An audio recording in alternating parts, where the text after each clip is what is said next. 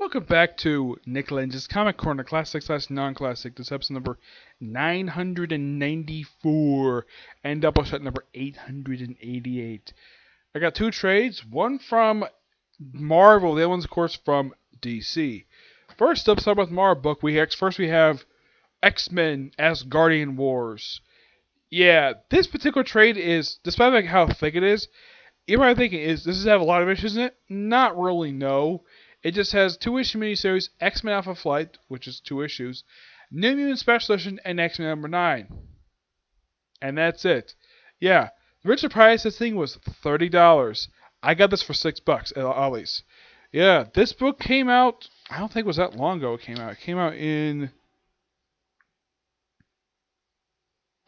2014. The issues came out from 1985 to 1986. Yep. Everything in here is written by Chris Claremont, and the artwork in here is done by Paul Smith and Arthur Adams. The cover art is done by Arthur Adams. Yep. Now, the whole thing with this storyline is this, of course, is some revelations of stuff basically related to the X books. And yes, this is also a storyline where Storm becomes sort of the goddess of thunder.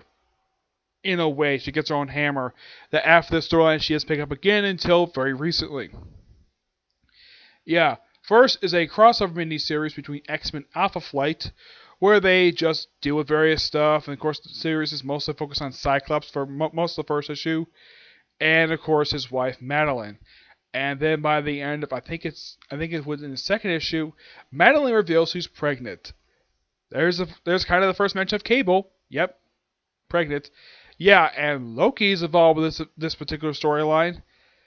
But here's the bad thing about this storyline. The X-Men do not fight Loki at all. I thought it would be really cool for the X-Men to fight Loki like the Avengers or Thor fight Loki, but nope, none of them do. He just basically amassing behind the scenes. We do have the mutants fighting the Warriors 3. That was pretty cool. But the whole storyline is basically just the X-Men and mutants hang out with the Asgardians. That's the main gist of the story.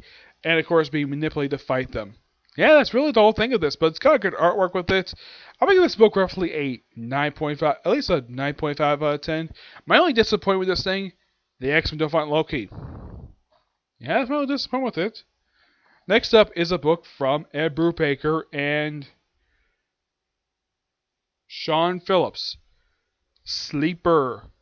All False Moves.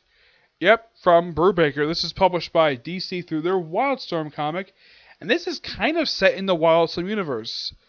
The whole thing with this miniseries is you have this agent who just basically this guy is a bodyguard for a woman, and the woman spends a lot of the time basically walking around this book butt naked. Now you're probably thinking nudity and this is foul language here. You're probably thinking, is this a Vertigo comic? No, it's a Wildstorm comic. Which I'm thinking, that's weird. Normally, Wildstorm comics don't usually have swearing and nudity, but this one does. This one even has graphic violence. There's not even a mature rating on this thing. Yeah. I'm not all that familiar with the series. I only got this particular trade because I'm a fan of the creators. This book collects only issues 7 through 12 of this series that was published back in the 2000s. The cover right here is done by Sean Phillips, which, yeah, I'm not that familiar with the story of Sleeper, but like I said, the only reason I got this because of Ed Brubaker. I'm a fan of his, so I figured, why not check this out? And it's not bad per se. It's not something of his I've never heard anybody talk about of his work. Yeah, I've heard people talk about his Batman work, his Captain America work. I've heard some people talk about his... A lot of our books basically got critical acclaim. This book, I've heard zero people talk about this book. Probably because people don't even know this book even existed. Yeah, I know virtually almost nothing about this book at all.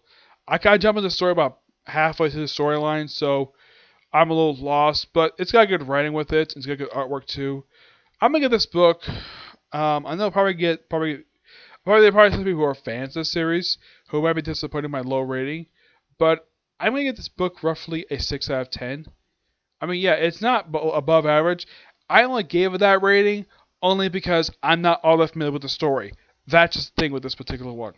Okay? Let me show some artwork in here, the one that's involved in nudity. Yeah, Sean Phillips is one damn good artist. Yeah, he is.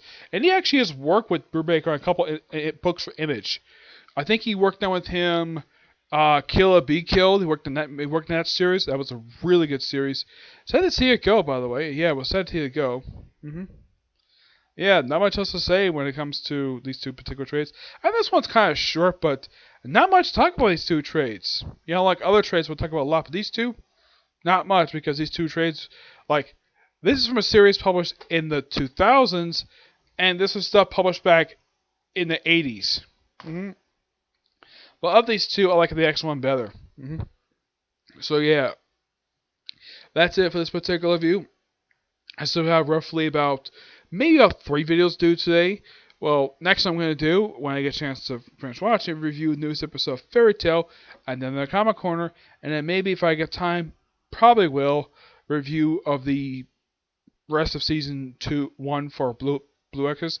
I probably won't get to a review today, but I'll probably finish it today. Yeah, I'll probably finish it today.